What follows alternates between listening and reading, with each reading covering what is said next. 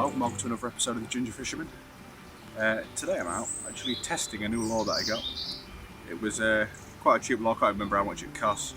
I ordered it a bit ago, I think it came from overseas, and it's actually arrived last night.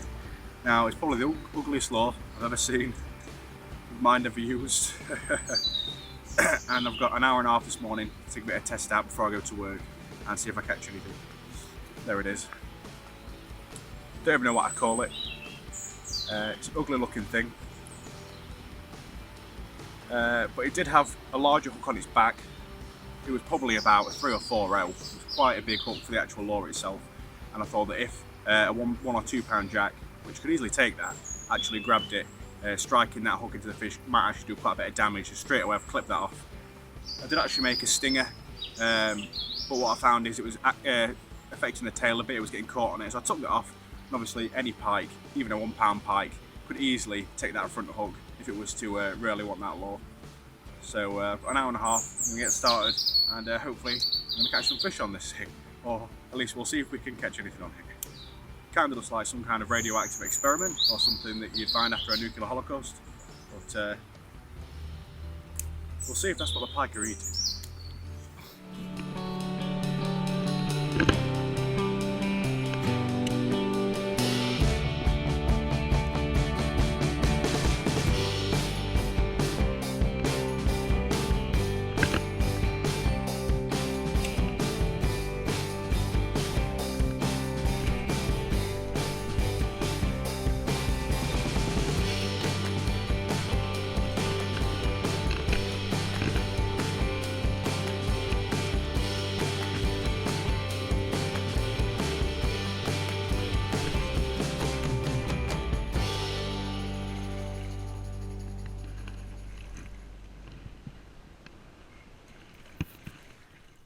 So, I was relatively excited. I caught, well, I had a fish of only about a pound or 2. I actually smashed the lure twice in the first swim I got to on a little ugly looking lure that I've got. And then I moved a few yards down and bang, another pike smashed into it. It's not a monster, it's probably about 3, maybe pushing 4 pound with a belly on it. But it's come as a massive downer because when I unhooked my lure, I noticed there's another wire trace in its neck, and this wire trace goes right down into its stomach and just pokes out of the mouth. So someone's obviously caught it on a dead bait or something, and I don't know, I'm gonna have to check it out. It might be the line, it might be the trace is broken or something, I don't know, but I'm gonna have a look at it now and I'll see if I can wiggle it. But by the looks of it, as you can see, it's a wire going straight down to its stomach. There's no hooks visible. What I'm gonna have to do is cut the wire as far down as I can do, just to give the fish the best chance. Either way, it hit my lure, so you never know, it might be alright. Alright, so there we go. There's a wire trace coming out of the fish's mouth. There is actually no line coming off that whatsoever. And what that tells me is someone's either not tied the knot properly, or they've not been using heavy enough line. And this is what's happened. You can't even see anything down there. I'll attempt to get the long nose pliers out and see if I can pull it out. If not, I'm going to have to get the cutters out and clip it as low down as I can. As you can see, that's some of the damage that's probably been done by that excess wire hanging out its mouth. It's caused sores rubbing against the side of the pike's mouth. It's really not nice. I'll do my best.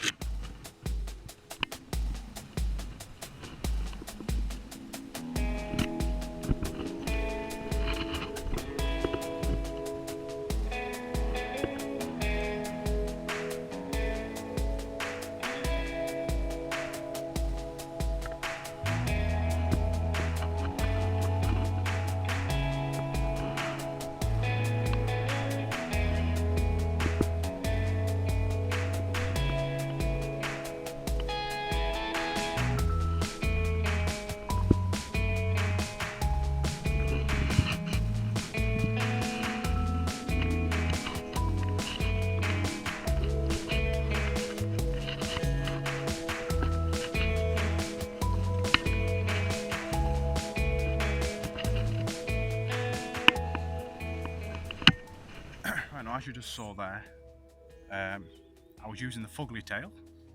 I've actually had 2 fish throw the hook now, after I took the stinger off actually, but it was taken off for good measure. And the second time, when I lost a fish, it took the bait, completely engulfed the whole thing, shook its head a few times, and managed to throw the hook. But I could see the fish still in the middle of the water. I had a few chucks out with fugly tail, as what I'm calling it now, and it's kept tilting its head every time it come past. Just had a little look at it, but you could tell, obviously, because it had just taken that and felt the hooks, it was very cautious and it would not take it.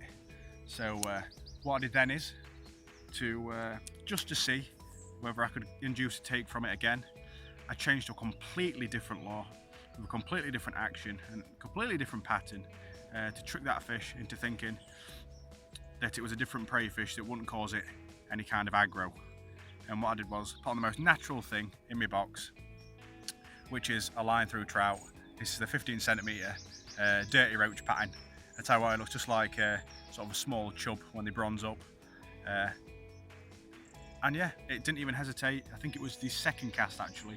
First cast ran just behind the fish and just came around the front of it, and it didn't even look at it. The next cast in, I cast it just a bit upstream from where the fish was and reeled it in across the surface, and it saw it in the distance. It slowly swam up and absolutely slammed it, engulfed almost the entire bait, and the line through system worked and threw the bait out, and the hook was positioned perfectly in the centre of the fish's mouth. So sometimes it just pays off just to change lure, especially in times like that when you've just hooked a fish, but the fish still shows interest. You change it up. Sometimes you can trick that same fish into taking a different lure. So what I'm going to do is, I might actually keep this one on for a little bit because I bought it not too long ago and I've not used it yet. I mean, I took it out just to see the action on it on one of my other sessions, but I've not used it properly. We'll have to wait and see. I'll see what happens. I'll go around the corner. I've got, let me have a look. Oh, I can't check the time because I'm filming on my phone. I've probably got about 15 minutes left of fishing. I'm going to estimate 10 minutes. So I'll see if I can catch anything else in that last sort of 10-15 minutes. Really enjoying myself. It's a good way to start your day before a busy day at work. It's my busiest day at work today. I tell you what, it's nice to get out and do a bit of fishing, chill out before I have to go there and run around like a headless chicken.